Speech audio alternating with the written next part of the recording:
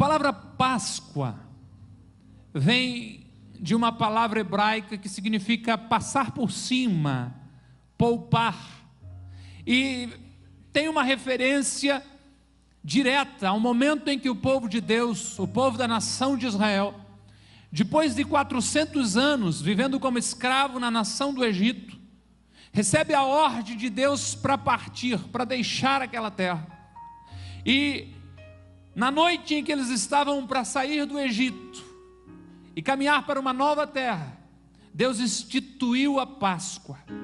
A Páscoa então era a liberdade para uma nova terra. A Páscoa tinha ordenança de que cada família pegasse um cordeiro e, após matar aquele cordeiro, aparar o sangue dele e passar nas vistas da porta da casa, e toda a família ficar dentro da casa, porque a proposta de Deus era como uma forma de permitir, ou fazer Faraó permitir que o povo saísse, que o povo de Deus, a nação de Israel, fosse liberta da sua escravidão. Era ferir os filhos mais velhos de toda a casa onde não houvesse a marca do sangue. E é com este clima, vamos dizer assim, tenso, é com este momento dramático de que a Páscoa é introduzida na história da raça humana. Matem o cordeiro, passe o sangue nas vistas da porta, reúnam toda a família dentro, estejam todos ali, façam outra coisa, vocês vão fazer a refeição da Páscoa com um calçado nos pés, vestido, com tudo pronto, porque logo após vocês fazerem a refeição da Páscoa, vocês vão cair na estrada e vão rumo à liberdade, rumo ao novo tempo. E assim aconteceu. Uma comida com pressa, carne assada com fogo, ervas amargas, pão sem fermento. E Êxodo 12:51 diz que naquele mesmo dia o Senhor tirou os filhos de Israel do Egito. Nasce a Páscoa, surge a Páscoa. A pergunta que fica, quem sabe, é: de onde surge então o contexto do coelhinho da Páscoa, do ovo? Deveríamos estar celebrando a Páscoa, quem sabe, que uma refeição diferenciada. Eu nunca comi carne de cordeiro, alguns dizem que é boa, outros não, mas quem sabe com um cordeiro.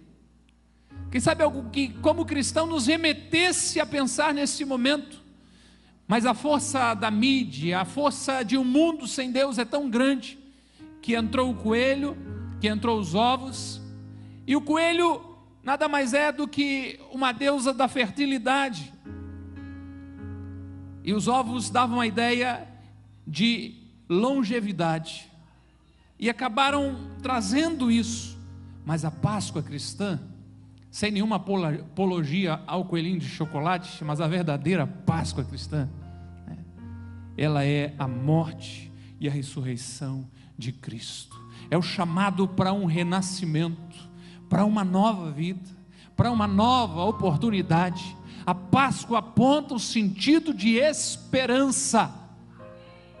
E quando Cristo morre, aquele cordeiro que foi morto centenas de anos antes lá no Egito, está agora na figura de Jesus sendo morto no Calvário, e de uma forma definitiva, para que o sangue dele sobre as nossas vidas nos desse liberdade.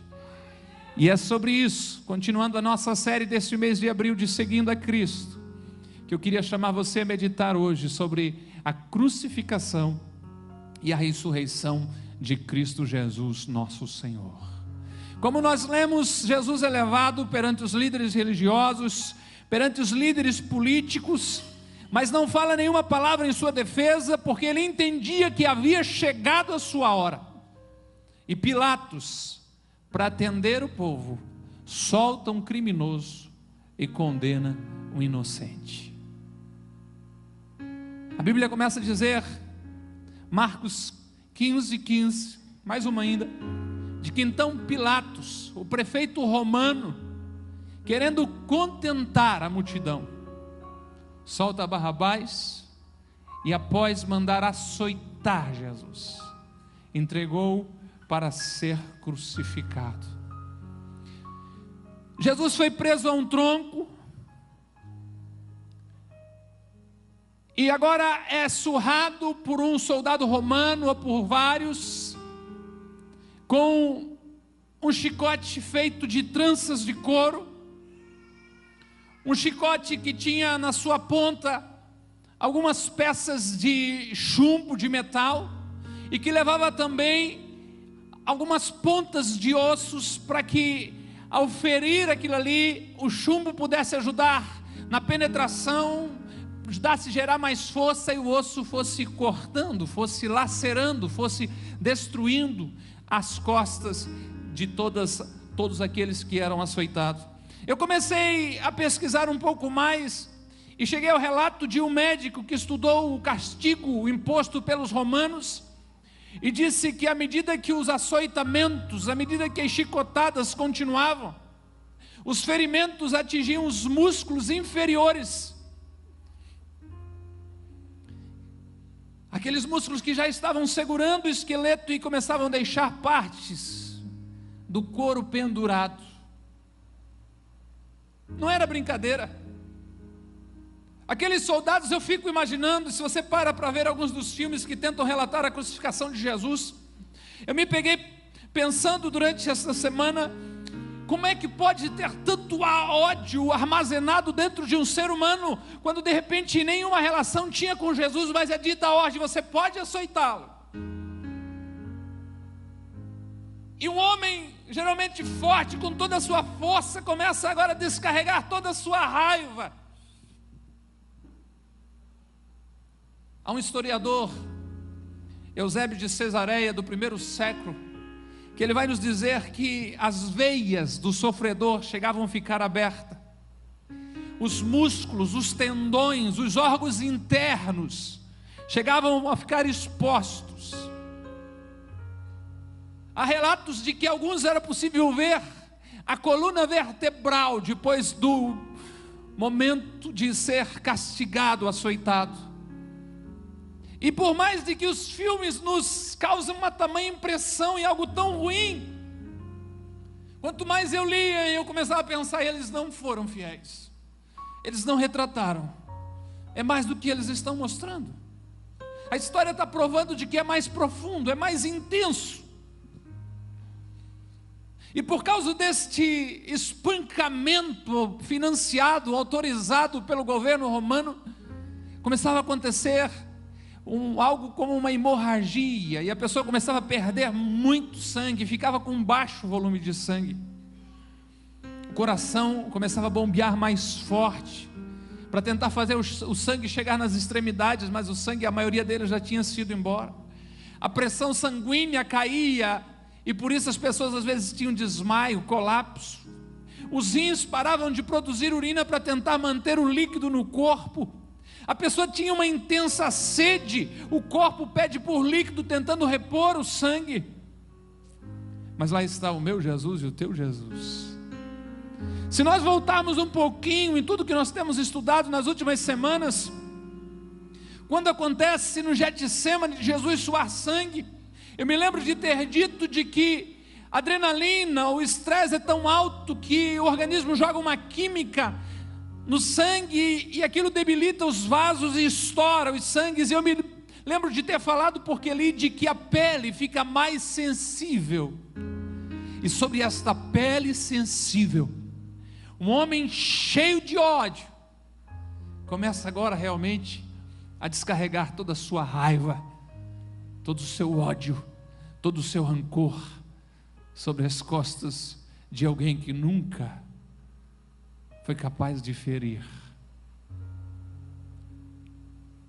E quando eles açoitaram, o judeu não podia bater mais do que 40 vezes. Alguns acreditam que os romanos copiaram daquilo, eles davam 39, deixavam o cara descansar e davam mais 39 chibatadas. Outros dizem que não, dentro da política romana o cara podia bater tantas quantas tivesse força para bater nas costas, e pegava às vezes do pescoço até mesmo as pernas, sem defesa,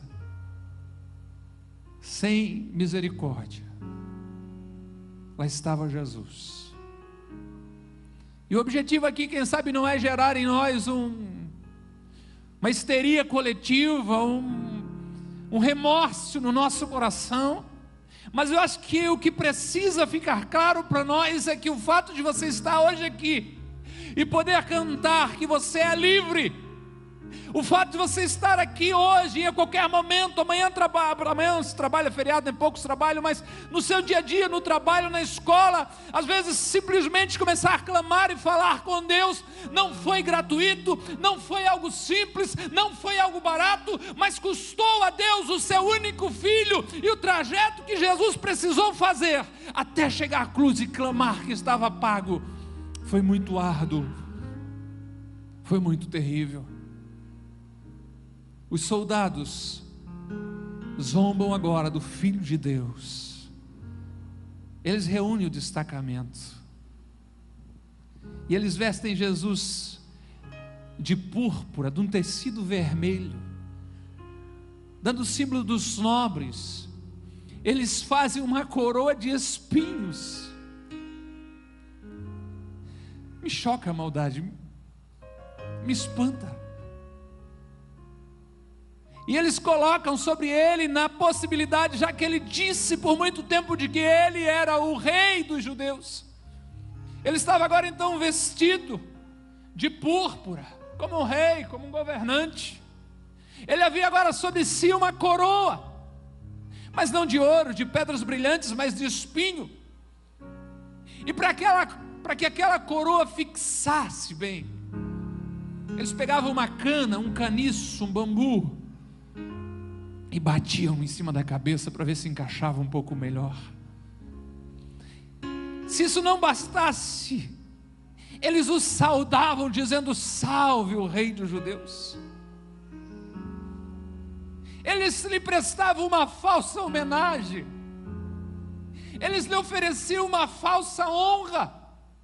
Alguém com as costas toda dilacerada, alguém uma noite toda que passou em guerra espiritual no jardim, alguém que teve a sua fronte agora perfurada por espinhos, alguém que está despido agora e simplesmente com um pano vermelho, púrpura sobre si. Salve o rei dos judeus. Algo que me espanta até hoje é a misericórdia de Deus. Porque hoje a gente vê coisas absurdas ainda acontecendo e a gente diz assim: como Deus resiste isso? E a palavra vai dizer é que Deus realmente tem um dia para juízo.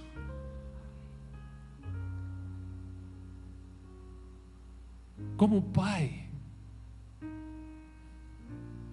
qualquer um de nós faria uma loucura, avançaria, quem sabe seria crucificado junto, qualquer coisa. Como Deus assiste isso? Eles o vestem dessa forma, eles colocam uma coroa de espinho, eles zombam dele, e a Bíblia diz de que eles cospem no seu rosto, de que eles se prostram diante dele e o adoram. A escárnio, a zombaria,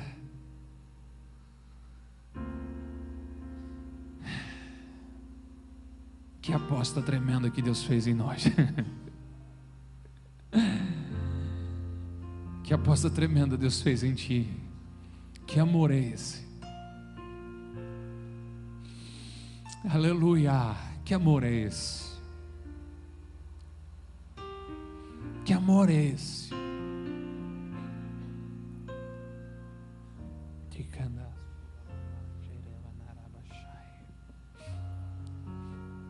Quando eles se satisfazem com tudo o que fizeram, eles levam Jesus para fora da cidade para ser crucificado. A Bíblia diz em Marcos 15:20, mais uma, que depois de terem escarnecido, despiram a púrpura, tiraram, vestiram com suas próprias roupas e conduziram Jesus para fora da cidade, a fim de o crucificarem, e levaram pelo caminho mais longo. O propósito é de que ele fosse realmente zombado. O propósito é que ele fosse escarnecido. Lá vai Jesus carregando a cruz. Eu não tenho o hábito de assistir televisão, mas estava no meu pai aos domingos à tarde. Mas estava no meu pai hoje, estava passando um apresentador que foi a Jerusalém por esses dias. E diz ele que o caminho, o guia pelo menos estava falando da sede de onde Pilatos emitiu o julgamento até o Calvário era aproximadamente 1 quilômetro. E esse homem, com todos esses ferimentos, é ordenado agora que coloque a cruz sobre os ombros e comece a caminhar em direção ao Calvário. Eu não sei se você sabia, mas, e não sei porque a fixação também, mas a grande maioria dos historiadores diz que Jesus vai levar só essa trave, só esta viga, porque a haste já estava fixada lá fora da cidade. Só que alguns chegam a dizer, e não sei que madeira era essa, de que ela poderia ter de 60 a 80 quilos. E Jesus então pega esse travessão, coloca sobre os ombros e começa a jornada. Só que Jesus estava muito debilitado e, não suportando o peso, precisou ser ajudado. A Bíblia vai dizer que obrigaram, mais um slidezinho lá para nós, um Simão Cirineu, um Simão, nome comum na Bíblia, mas numa cidade chamada Cirene, que vinha do campo. E eu não sei se você vai conseguir ver isso com facilidade, mas ele cita o nome aqui de 2 jovens, de 2 homens, pai de Alexandre e Rufo. E para nós só são 2 nomes, mas para os seus leitores iniciais provavelmente ele está falando de algumas pessoas conhecidas da igreja. Se eu escrevesse alguma coisa para nós aqui, eu citasse o nome de 2 pessoas aqui, às vezes é fácil. Principalmente, vamos imaginar um nome tão comum, Júnior. O Júnior, pai da Isabelle. O pessoal do círculo íntimo da igreja já sabe de que a gente está falando. E quando eles falam sobre José aqui, ou Simão, Cirineu, estão falando de alguém que a igreja conhecia os filhos dele. E este homem ajuda Jesus a levar a cruz até o Gólgota. Até mesmo Jesus precisou de alguém. Se a gente voltar a fita um pouco e ver aquela perda de sangue que vai havendo pelo espancamento, e a ausência de sangue que vai provocar os desmaios, Jesus foi caindo realmente. A história traz como Jesus caiu 3 vezes ao peso da cruz. A Bíblia não traz nenhum relato disso, mas fato é de que ele não resistia, ele não aguentava mais. E este homem, não que o tivesse feito por livre vontade, vamos dizer assim, mas ele vai passando, e quando ele vai passando assim: vem cá, Senhor, bota essa cruz nas costas aí e leva, nós precisamos crucificar este homem. E Jesus é levado a um lugar chamado Gólgota, o Caveira, o Monte Calvário, e ali ele é crucificado. Um dos textos que nós lemos diz de que ele, chegando lá, eles ofereceram para Jesus vinho com mirra, e era uma bebida anestesiante, era uma bebida que poderia o embriagar e diminuir o sofrimento. E a história diz de que algumas mulheres de boa índole, distintas de Jerusalém, pagavam com recursos próprios esta bebida para os que eram crucificados por pena, para que a dor da travessia, da crucificação fosse menor. Mas Jesus queria sentir tudo o que estava passando, e quando lhe ofereceram para beber vinho com mirra, ele não aceitou. Ele disse: eu não vou me entorpecer os sentidos, eu não vou me embriagar, eu não vou fugir desse momento, eu vou segurar isso, eu vou enfrentar isso. E a Bíblia diz de que às 9 horas da manhã crucificaram Jesus. A Bíblia vai dizer de que na terceira hora, o judeu começava a contar as horas a partir das 6 da manhã. Então 9 horas da manhã eles crucificaram Jesus. Eles repartem as vestes de Jesus, lançando sorte sobre ela. E eu fui pesquisar um pouco mais. Tem coisas tão profundas sobre a crucificação, tem mensagens tão maravilhosas. E eu não estou querendo fazer aqui uma aula de anatomia, não é a minha área, com certeza, nem lhe produzir um impacto, mas é que quem sabe lhe abrir os olhos para que você entenda o desafio que Jesus enfrentou, o preço que Jesus pagou, para que você vivesse livre do pecado, uma vida em liberdade com Deus. E eu consegui chegar aos escritos de um jornalista ex-ateu, Lee Strobel, que foi entrevistar um médico, cientista, pesquisador, editor de livros científicos, para ver o que esse homem já havia descoberto da crucificação, o quanto ele já havia estudado. E quanto mais se pesquisa, às vezes mais se assusta,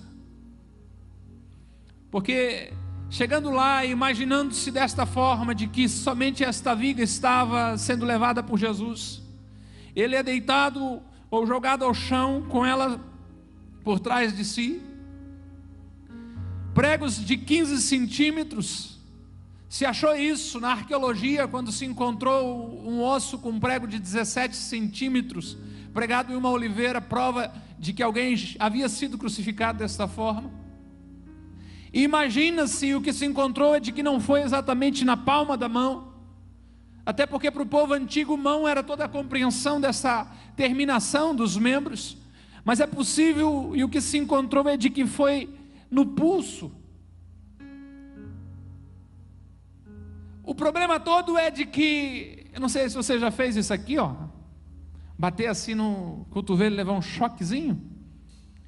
Aquilo ali é um nervo, o menor deles, chamado ulna, que pega só esses 2 dedos aqui, mas bem no centro do nosso punho, do nosso pulso, passa um nervo médio, e ele é responsável por todas as radiações da mão, e ele vem desde o ombro.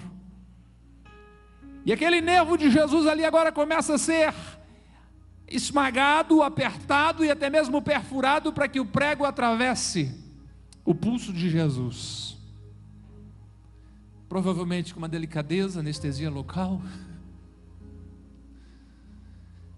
Se é a informação verdadeira de que a cruz já estava preparada para o tal de Barrabás, como alguns retratam, e de que o Barrabás era muitos centímetros maior do que Jesus, que foi preciso deslocar um pouco já de cara, embaixo, já o ombro de Jesus, para alcançar as extremidades da cruz, foi algo realmente tremendo. Acredite que desse momento, desta prática, surge uma palavra chamada de uma dor excruciante, porque não se tem outra palavra para descrever a dor da cruz. Jesus é pregado às mãos, Jesus é erguido onde a viga é encaixado em cima, Jesus é pregado aos pés, passando também por terminações nervosas, a mesma dor também. E nessa posição de crucificado em que Jesus está, tanto o diafragma como os músculos estão numa posição até cômoda para você inspirar. Agora, para expirar, ele tinha que ter coragem para fazer força no prego que está nos pés e levantar um pouco o abdômen para conseguir expirar. E quando ele fazia essa força, geralmente o prego começava a rasgar a carne até encostar no osso. Sem contar que naquela posição, dentro de poucos minutos, os tendões, os músculos distendiam até 15 centímetros. E nessa situação, lá está Jesus. O que prendeu Jesus na cruz? Alguém disse que já não foram os pregos, foi o amor. E a pergunta que fica é: que amor é esse? Será que é um amor que romperia porque você fez algo errado essa semana? Será que é um amor que quebraria porque você não teve fé suficiente para encarar um desafio ou uma provação? Enquanto Jesus não voltar, esse amor é um amor capaz de perdoar todo o pecado. Porque o apóstolo Paulo, compreendendo isso, disse: aonde o pecado foi abundante, onde os erros foram uma montanha, foram crescendo, ele disse que vem a graça de Deus, este favor da qual a gente não merece, Não que ele seja gratuito para quem o pagou, o preço foi alto, mas ele é ofertado gratuitamente. E aonde o pecado houve em abundância, a graça houve em superabundância, em uma abundância ainda maior. Oh, Espírito Santo de Deus, eu creio que, como tantas outras profecias se cumpriram na vida de Jesus, o Salmo 22 se cumpre nessa posição da cruz, os ossos desencaixando, os músculos distendendo, quando ele diz: todos os meus ossos estão desconjuntados, pela boca do salmista, escrevendo um salmo, um poema profético sobre Jesus. A febre vinha, começava a se inflamar, aquelas feridas nas mãos, nos pés, nas costas, no caso de Jesus, na cabeça. A dificuldade de respirar era crescente, começava a faltar oxigênio no sangue, o coração começava a bater de uma forma irregular, rápida, porque tinha que fazer chegar o sangue às extremidades, mas irregular, porque já não tinha a quantidade de oxigênio necessário que acontece pelo nosso respirar. E Jesus, nesse momento de dor, Jesus, nesse momento de dificuldade, as primeiras palavras de Jesus na cruz são a súplica de perdão, dizendo: Pai, eu sei que o Senhor deve estar muito chateado. Pai, o teu coração paterno deve estar nessa hora ardendo com uma ira que deseja trazer uma justiça. Mas Pai, perdoa, porque eles não sabem o que fazem.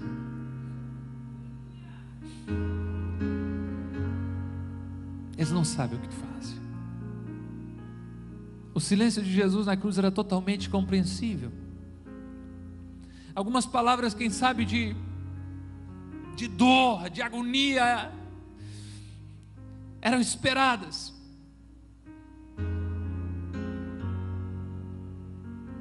Mas o amor de Jesus era tão grande,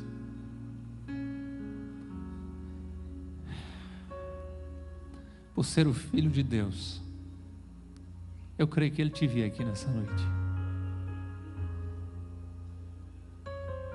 e eu creio que Ele te via não da forma como você vê e o valor que você dá.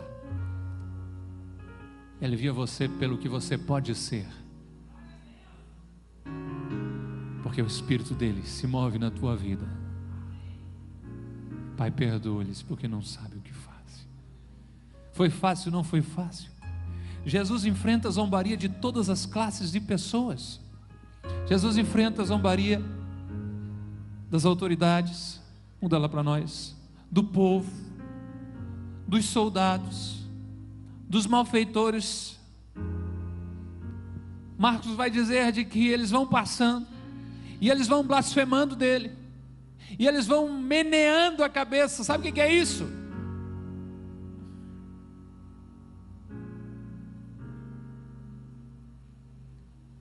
Pode fazer um biquinho até fazer, né?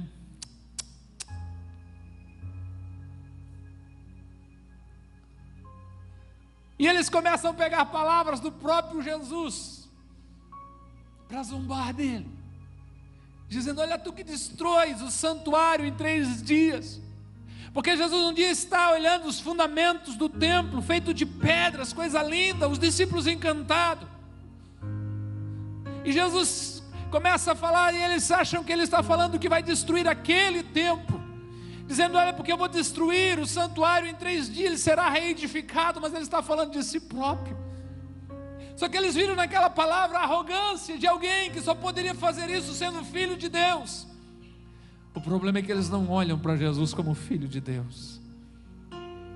Eles olham agora ele pregado na cruz e desafiam ele. Desafio na proposta que tem pego muitos de nós. Desafio Jesus com a mesma proposta que às vezes você se vê sendo tentado por ela, dizendo: ei, você não merece isso não. Pense em você primeiro. Ser bonzinho cansa. A proposta que eles fazem para Jesus é: ei, desce daí, salva-te a ti mesmo, pensa em ti um pouco. E Jesus no silêncio grita: eu não posso, estou pensando neles. Aleluia. Não desço, eu estou pensando neles. Gente que eu vou comprar de toda tribo, de toda língua, de toda nação com o meu sangue, e através do meu agir e do meu espírito neles vou apresentar ao Pai como um povo santo, especial, zelosos de boas obras. Vou transformar eles em príncipes, sacerdotes, profetas para o meu Pai. Eu estou comprando eles, eu não posso pensar em mim nesse momento, eu tenho que atravessar o que for preciso, mas o meu coração está neles.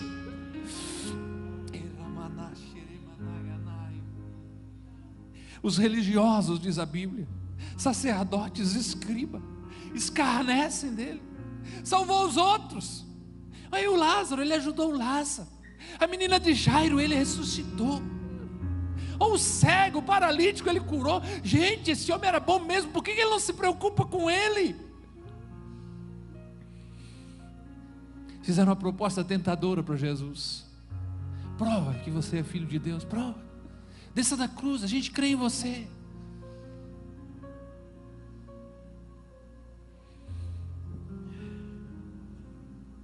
Você percebe a astúcia de Satanás? Você consegue, com a sua mente, voltar um pouco na história de Jesus, 3 anos antes, quando ele é levado pelo Espírito ao deserto para ser tentado?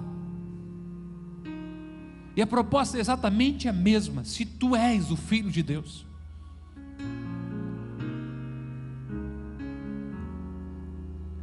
Se tu és o Filho de Deus, transforma a pedra em pão. Se tu és o Filho de Deus, salta de cima desse templo aí.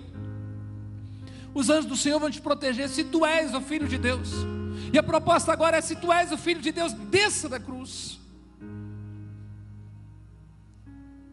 Mas Jesus não desce. O evangelista Lucas nos leva a olhar para um desses criminosos. Nenhum dos outros evangelistas fazem isso, mas Lucas diz de que um deles, ou por perceber o silêncio de Jesus, alguma coisa aconteceu, ou por, quem sabe, as pessoas passaram, ou pelas mulheres chorando ali perto da cruz, um desses criminosos vê em Jesus a possibilidade de misericórdia, e ele pede para Jesus, dizendo: Senhor, lembra-te de mim quando entrares no teu reino. Lembra-te. Eu já preguei sobre isso aqui, mas vale, eu lembrei de quem sabe você não estava naquele dia. Baseado no ladrão da cruz, tem um monte de gente brincando de ser crente, porque acha que no último momento, pregado na cruz, Jesus vai aparecer e vai dar uma oportunidade. E eu li algo que me marcou para sempre. Ninguém garante que aquela foi a última oportunidade daquele ladrão, mas sim que foi a primeira. E na primeira oportunidade que ele se encontrou com o Filho de Deus, ele abraçou com todas as forças, porque tanto foi a primeira, como também foi a última oportunidade que aquele homem teve. Hoje mesmo estarás comigo no paraíso. Que tremendo, que maravilhoso. O tempo vai passando, chega ao meio-dia, a natureza resolve se manifestar e tudo fica escuro. Na sua Bíblia aí vai estar na hora sexta. Se começou às 6 da manhã, 6 mais 6 são 12, é o meio-dia. Houve trevas sobre toda a terra até a hora 9,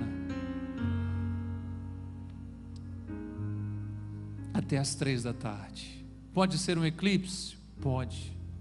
Agora, achar que foi coincidência, aí é ceticismo demais, é falta de fé demais, né? É mais sinal realmente de que por algum tempo o céu estava fechado entre a terra, para que o Filho de Deus pudesse pagar a nossa remissão. Quando tudo estava chegando ao fim, Jesus sentiu-se totalmente só. E ele pergunta: meu Deus, por que o Senhor me deixou sozinho? Por que o Senhor me deixou sozinho?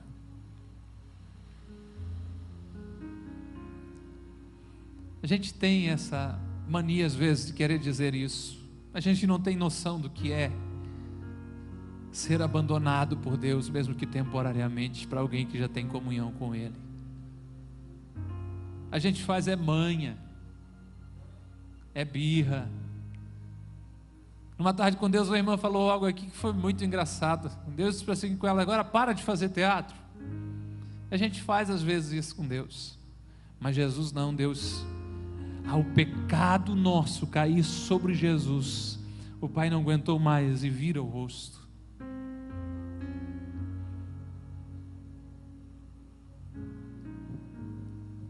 O que acontece de extraordinário é de que Jesus não foi morto. Como assim? Jesus entregou-se ao Pai. Olha para esses textos. Mais um.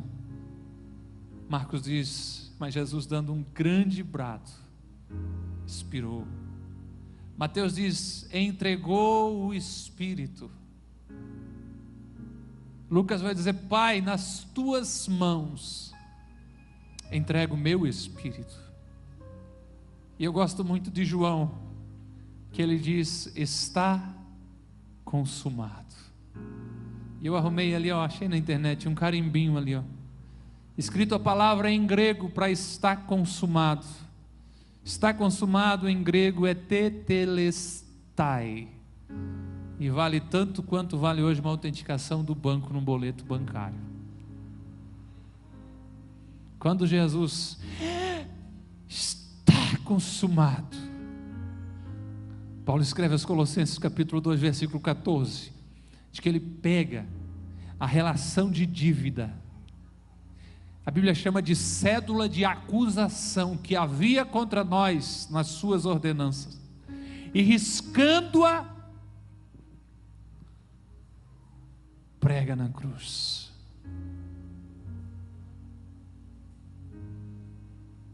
Tetelestai.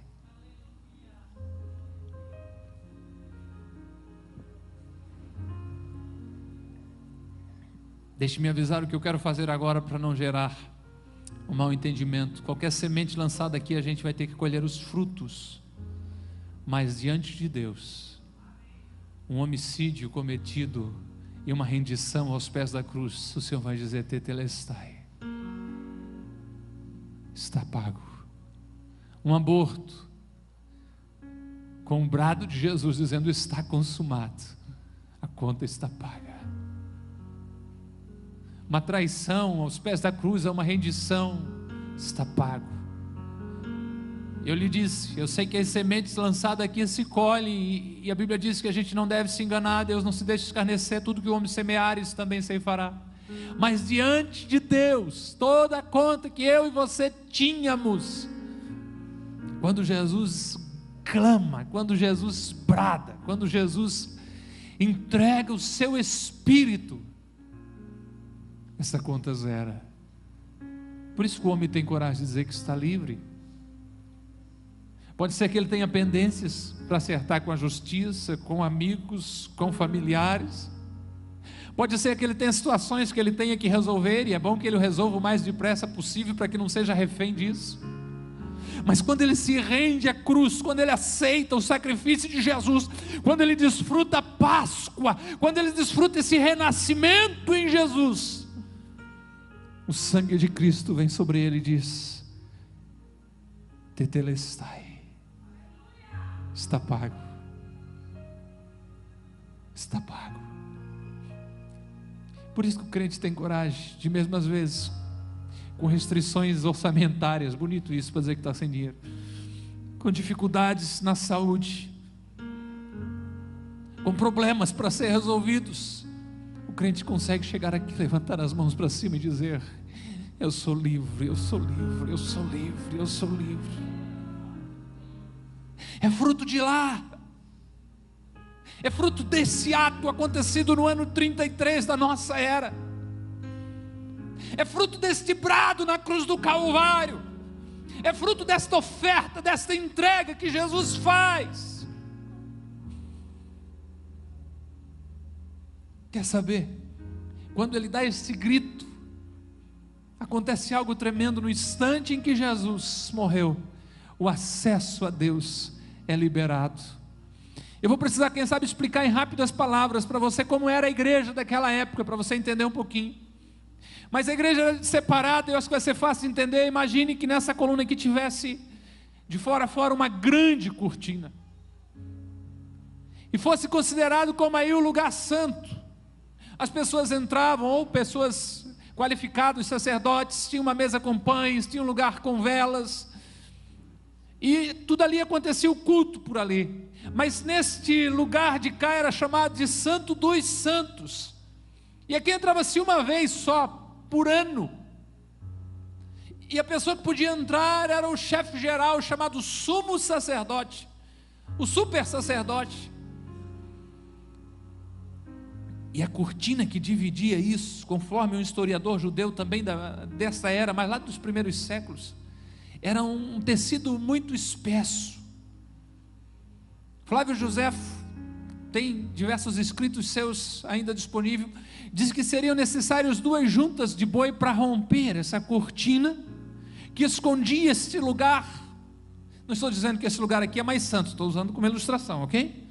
Mas escondiam esse lugar super santo do templo antigo lá, porque aqui esse homem especial escolhido entrava uma vez por ano para ver Deus, para falar com Deus, para oferecer um sacrifício pelo povo, para interceder pelo povo.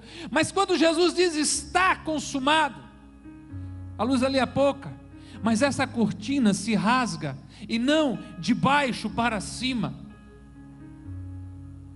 mas de cima para baixo.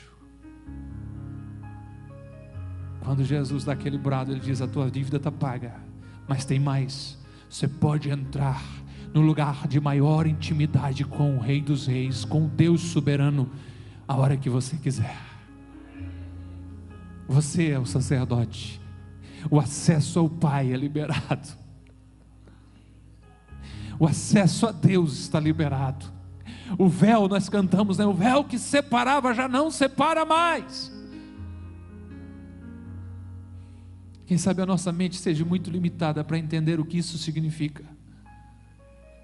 Mas nós não precisamos de intercessores, nós não precisamos de mediadores, nós não precisamos de intermediários. E tudo que pedirdes em meu nome ao Pai, Ele vos concederá. O acesso ao Pai, o acesso ao Pai.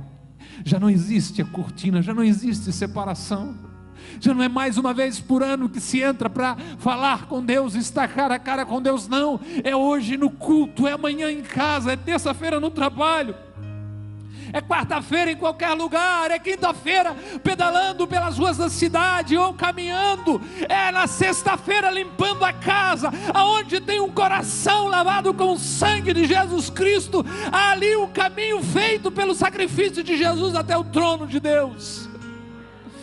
Ei, glória a Deus, aleluia!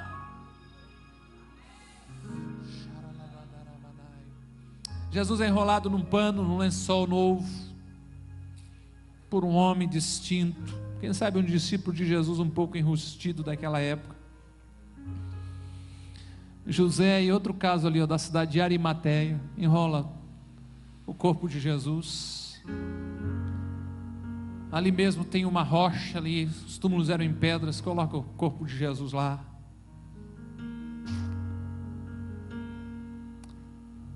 E fecha aquele sepulcro. A história diz que alguns voltaram para as aldeias, alguns desistiram. Toda aquela euforia de qual é o projeto, o próximo projeto de Jesus, qual é o grande milagre que Jesus vai fazer, onde é que Jesus vai discursar hoje? Será que ele vai declarar guerra contra Roma, porque a gente é prisioneiro de Roma, para a gente ser livre? Toda essa euforia se transforma: será que eu consigo o meu emprego de volta? Será que eu posso voltar a pescar? Ei, já pensou se a história para aqui? Que razão a gente teria para estar aqui nessa noite? Um herói morto. Na nossa era, Martin Luther King.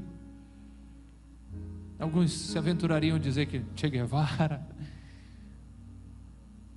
Um herói morto que defendeu uma causa, com tanto empenho que defendeu uma causa, mataram ele. Deixe-me te dizer algo nessa noite. Você pode estar vivendo uma sexta-feira da paixão, mas o domingo da ressurreição vai chegar em nome de Jesus. Seus sonhos podem ter se frustrados, o médico pode ter dado um exame ou trazido uma notícia que diz que não tem mais saída. Você pode ter feito uma entrevista de emprego, uma prova, um concurso, e o resultado é de que não foi bem. A última conversa que você teve sobre o relacionamento, ou que você teve com algum parente, não, aqui chega, parou, acabou. Parece sexta-feira da paixão, parece sexta-feira de morte, de enterrar sonhos, parece um dia de tristeza. Ei, Deus, aleluia! Só que a esperança renasce na manhã da ressurreição. A esperança renasce. E é por isso que eu sou empolgado com o Evangelho. É por isso que eu me animo com o Evangelho. Pelo poder de Deus, como diz a própria palavra. O Evangelho de esperança, o Evangelho de transformação, o Evangelho de renovo. O Evangelho que renova as expectativas, o Evangelho que realmente traz alento ao coração. É bem verdade, um domingo que começou com expectativas erradas, mais um. Porque as mulheres se levantaram cedinho no domingo e foram lá, e a grande preocupação delas era só uma: quem vai tirar aquela pedra da entrada do túmulo?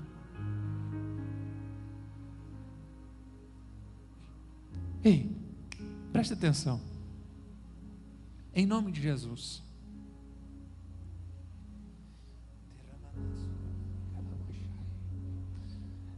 Quantas vezes, se querer contar, fica à vontade durante a semana, leia os evangelhos, mas quantas vezes Jesus falou: 3 dias eu volto.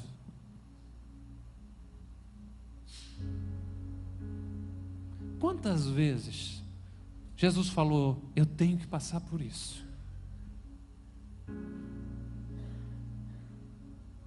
E toda a expectativa agora dessas mulheres que compraram perfume para defunto era conseguir abrir o túmulo, a cova com aquela pedra grande e deixar Jesus cheiroso.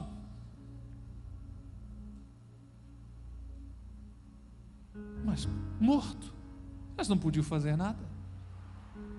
Enquanto eu estou aqui meditando, vem forte ao meu coração para ministrar sobre a tua vida, de que tem palavra de Deus liberada dizendo que haveria sim um tempo de provação, um tempo de dificuldade, mas que a vitória estava garantida porque era Deus que estava falando contigo.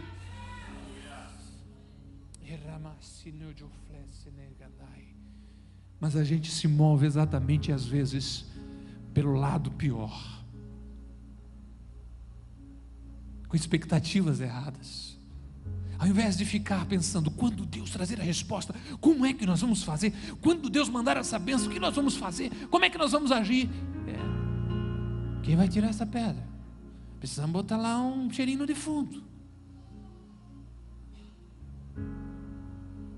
Será que você não pode nessa noite, que representa essa manhã de ressurreição na minha vida e na tua vida, se apegar com um pouco mais de fé à promessa que Jesus tem feito para você?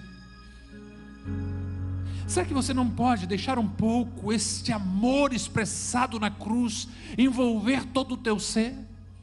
Será que você não pode ser um pouco mais crédulo, mais crente e firmar as tuas expectativas no ponto correto? Em nome de Jesus. Se a história foi cumprida para você até agora, se tem muitos detalhes, se você já sabia da história toda porque já assistiu o filme tal e mais tal, mas abra o teu coração nesse momento. O Senhor tem falado já contigo, há uma promessa sobre a tua vida. É lógico que eu não estou falando para uma massa inteira, às vezes estou falando especificamente para 1, 2 pessoas nesse momento. pessoas com uma marca. Deus deixou claro que haveria um momento, sim, de dificuldade, o atravessar de um vale, mas que o Senhor estava contigo. Essas mulheres se amarram exatamente nisso. Interessante é que Deus é tão bom, que tudo aquilo que a gente não consegue fazer, Ele fará por nós. Deus deu corda para elas. Se o problema delas era a pedra, e chegaram lá, a pedra já não estava mais. Ó. Glória a Deus, Senhor, obrigado por ter removido a pedra. Que bom, agora a gente vai poder botar cheirinho em Jesus.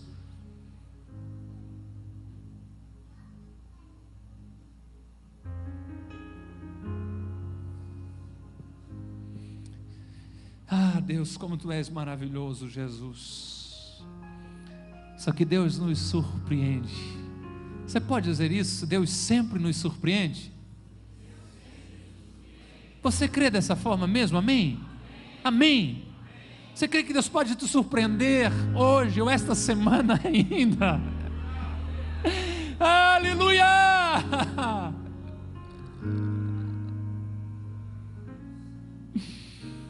Elas entram e viram um jovem assentado ao lado direito, vestido de branco, e a Bíblia diz que elas ficaram surpreendidas, e o negócio estava tão grande que elas ficaram também atemorizadas. Deus sempre nos surpreende. Eu creio num Deus que pode te surpreender essa semana. Eu creio num Deus que pode te surpreender essa semana. E não é só surpresa, às vezes, de te dar um presente, mas de se revelar a você de uma maneira que você ainda não conheceu a Deus ainda.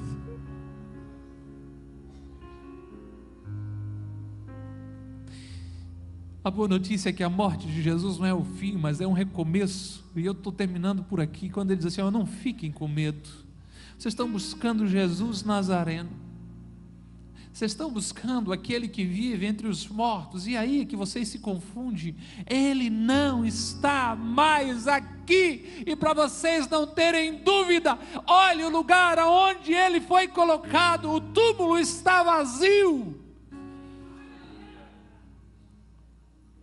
Jesus está vivo.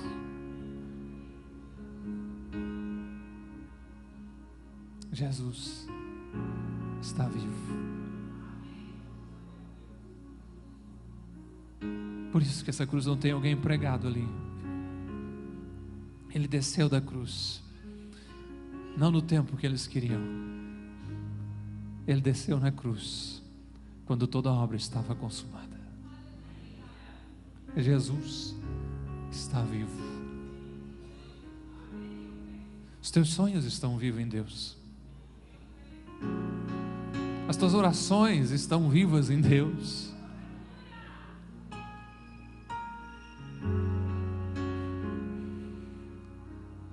Jesus está vivo, e alguns podem testemunhar disso porque falaram com Ele hoje.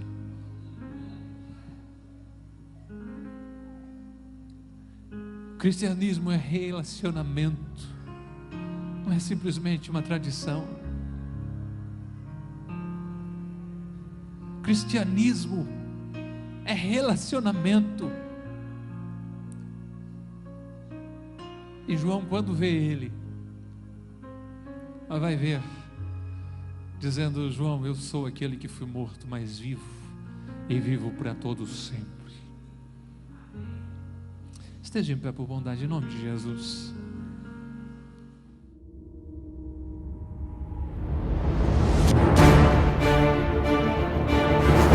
Se isso não traz paz ao teu coração, você está no lugar certo, porque nessa noite você pode ser lavado pelo sangue de Jesus e ganhar uma convicção interna no teu coração, que nem a vida, nem a morte, nem os anjos, nem os principados, nem a potestade, nada pode te separar do amor de Deus em Cristo Jesus. Ei, glória a Deus, aleluia!